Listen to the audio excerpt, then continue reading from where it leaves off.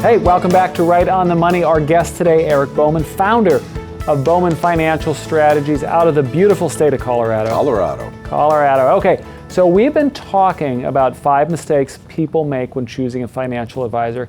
I would actually urge you to go back, watch the other episodes, because these are, for me, when it comes my time to really get serious, I've started because I'm getting closer, but I only have one retirement.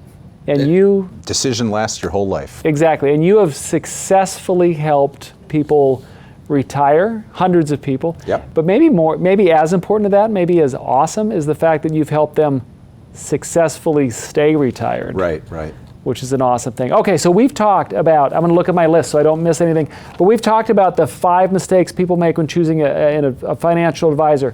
1, hiring an advisor who's not a fiduciary and or doesn't have any credentials. That's a big deal. 2, we talked about hiring the first advisor you meet. It's pretty easy to fall in love, or you decide to get serious and boom, you run with the first person you meet. Next, hiring or working with someone, choosing an advisor with the wrong specialty. Maybe you work on folks for retirement. Might not be a good fit in some cases. Yeah, if you're a crypto kid, it's not probably not your guy to work with. It would be incompatible. And it's same with strategy. The strategy has to be there. We talked about not understanding how someone gets paid, because you know what? If you understand how they get paid, you make sure that you understand motivation. Right.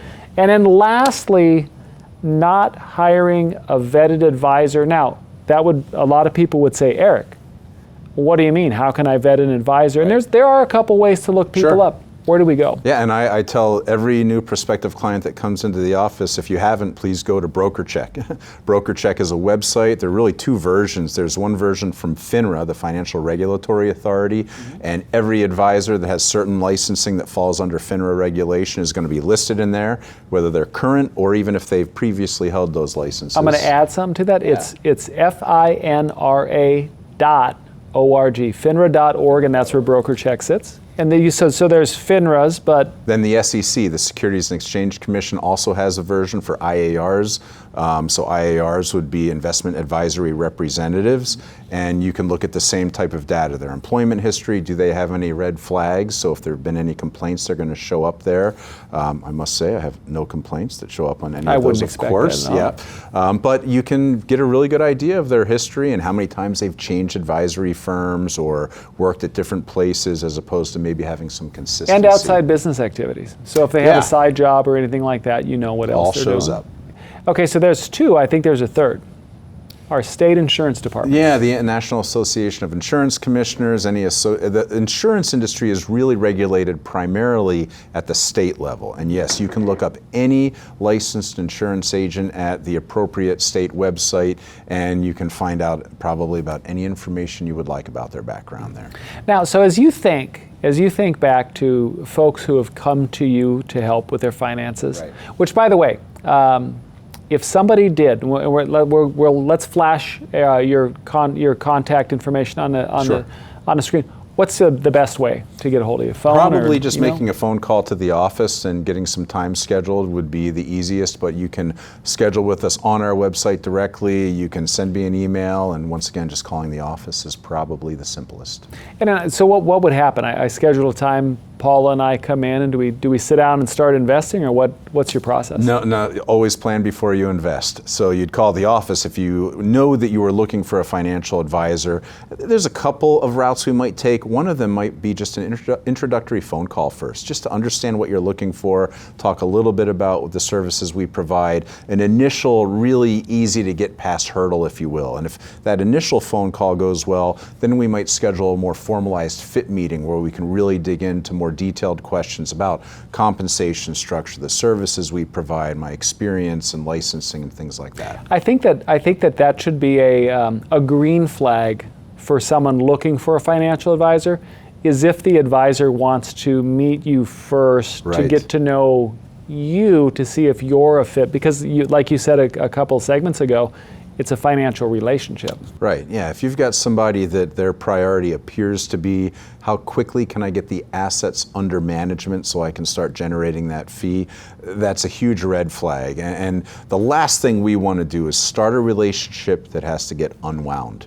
When we get into a relationship, my plan is that we're going to be working together for decades. So the more effort we put up front to make sure there's a good fit, there's a higher likelihood that that long-term relationship is going to serve the client well, which means they're going to have better outcomes in retirement. I love it. Any other, I'm going to put you right on the spot right here. So any other things that pop in your head that you, through the years, you've met folks and they told you, and you're like, oh my gosh, I can't, welcome home to Bowman Financial Strategies, but I can't believe that happened to you? I mean, it kind of goes both ways. You know, do-it-yourselfers many times want to get a lot of information so that they can go then do it themselves. You know, do-it-yourselfers are not typically good candidates for working with a retirement planner. To them, it just doesn't make sense. It doesn't mean we couldn't help them, but to them, it doesn't make sense. On the other hand, we have plenty of people that come in, they understand. They say, this is complex. We don't understand it. We don't want to understand it.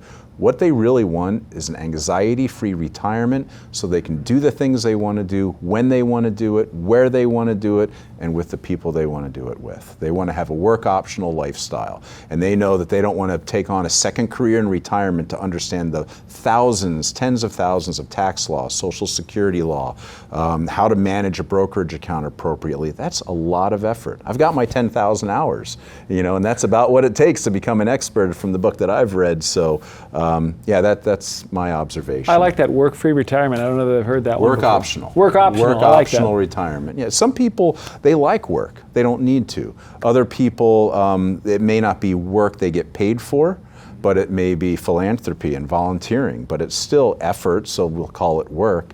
It's just work optional. If you want to put that effort in, you have the freedom to do it without worrying about the money. I like it. You know what I'm looking forward to? I'm looking forward to having you back on the show. I know you have a book in the works. I do, yeah. I'm very excited to talk about that on the show when that's wrapped up. You're almost done? Yeah, the Retirement Tax Revolution. We're about halfway through the second edit. I would like to think it may publish in the next 6 months. I like it. In fact, when that's done, one, I would like a copy, and then two, I'd like us to talk about it here in these chairs. That'll be great. Get out there. Cool. Thank you, sir. And with that being said, don't forget that you out there, you can watch full Right on the Money Show episodes on our official YouTube channel or at rightonthemoneyshow.com. Now that's the spot where you can get up-to-date financial news and insights from the top insurance and financial professionals in your area. I'd like to thank you for watching. We'll see you next time.